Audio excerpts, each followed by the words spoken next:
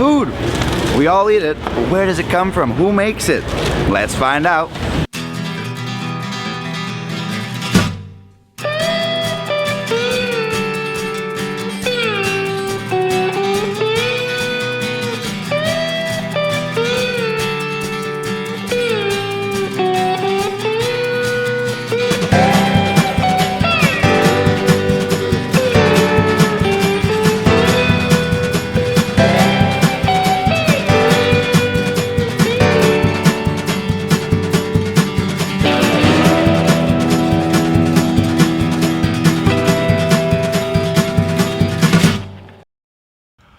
I'm here with Chris Roy, farrier and blacksmith, and he's giving me some an apron, as I learned today that that's what it's called. It's not called pants. And so how long have you been a farrier and blacksmith? Totally 27 years about, but full-time about 8 years. Okay, and for people who have no idea what a farrier is, how would you explain that to them? Farrier is somebody that takes care of horses' hooves. We can either shoe horses if they need to, or just trim them if they're Okay, so horses wear shoes. Yeah, they can, depending on if they're working. Or okay, so what do the shoes do? They help them work? They help them... The three main reasons for shoeing horses, the main one is protection, to prevent the foot from wearing out faster than it can grow.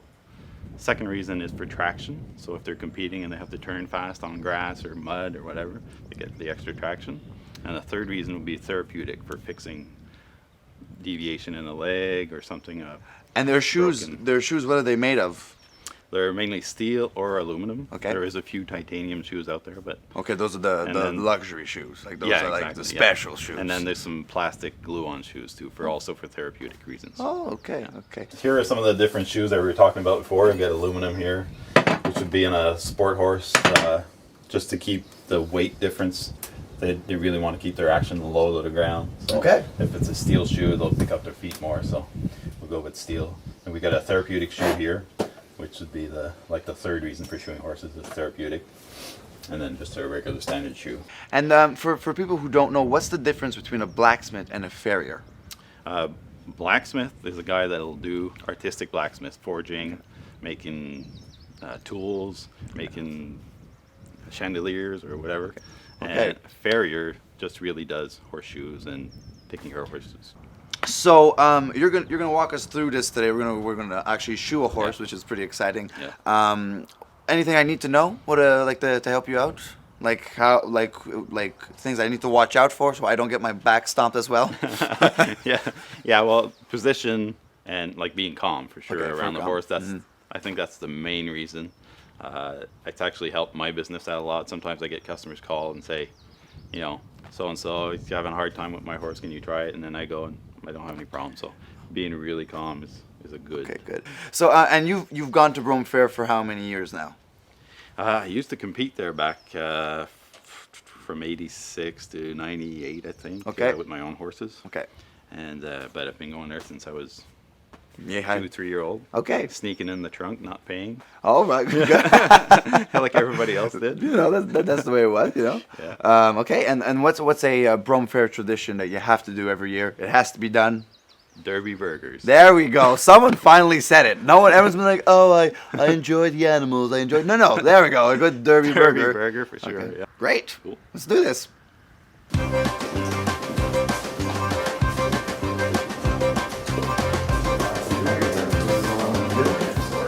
I'm here with Epep Sirari, getting her pedicure, getting his pedicure. Yeah, his pedicure today. And does this hurt the horses?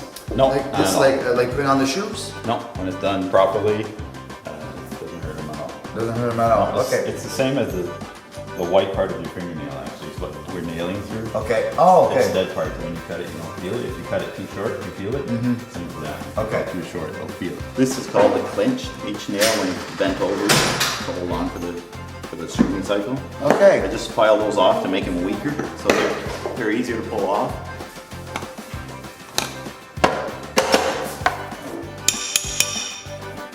So this part we're going to do is called the trim. I'm just going to take off the excess dead sole. Because with the shoes on, obviously it doesn't get worn out.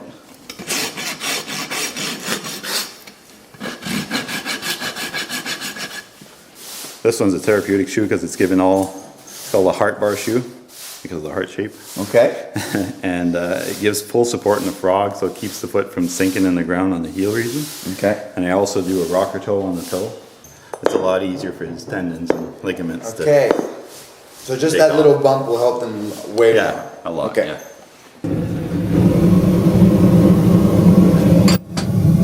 Get it too close, it might just.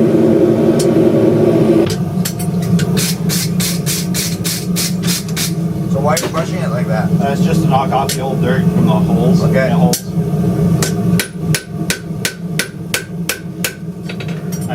I go around just to make sure it's flat. Sometimes the foot will wear a little pattern in the shoe. Okay. So just to make sure it's flat again.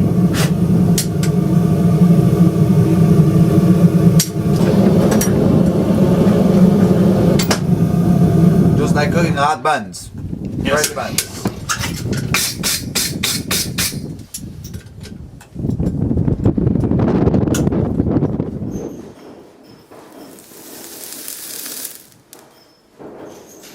So we can see I have nice even burn everywhere.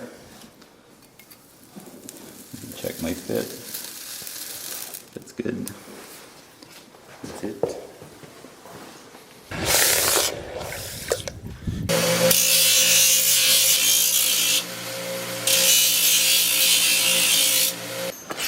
So now I just take off the sharp edges, clean it up.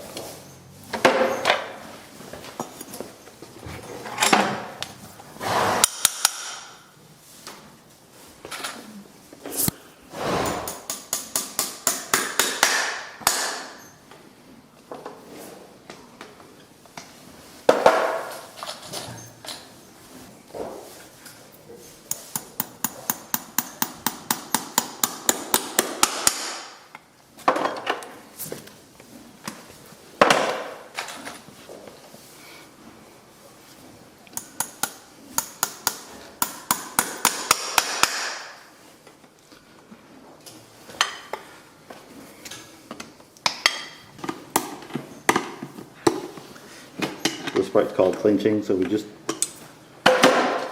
bend the nail over a bit, cut off the excess. A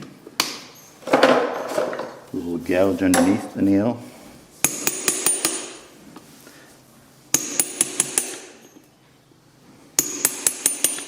Then that little nail right back into that little hole.